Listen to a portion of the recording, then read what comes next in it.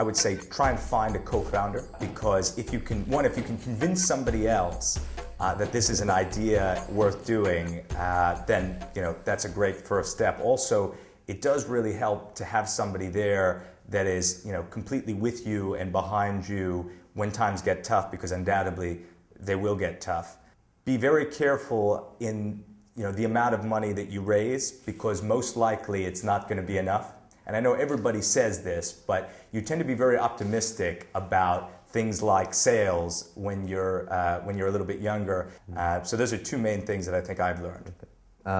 Okay, my top tips: go it alone. Don't get a co-founder. No, obviously not. I think picking your investors well is incredibly important. They're not just the sort. If you're in the position that we were, and we basically knew nothing about nothing, 5 years ago, it's important that you find people that are, able to support the business, in addition to just writing a check. I think it's incredibly important to get good quality people in early.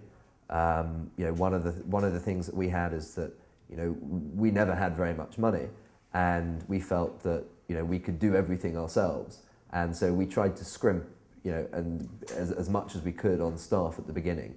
And as soon as you bring in really sort of top quality people, it makes a difference. I think for your own selfish purposes as well, if you want to be able to get out of a business, it's important that that there's a degree of succession planning. Thinking ahead in terms of beginning with the end in mind in the relationship that you structure with your investors and yourselves is a really good thing to do. And to really think about what's going to be required for the business to get from where you are in the initial point to actually being, exit in some sense. And a lot of times, if you really think about it, it's going to take a lot more than you think in terms of investment, in terms of people, etc. And just having a little bit better planning for those type of contingencies can make it easier, or I think could have made it easier to plan what was going to happen.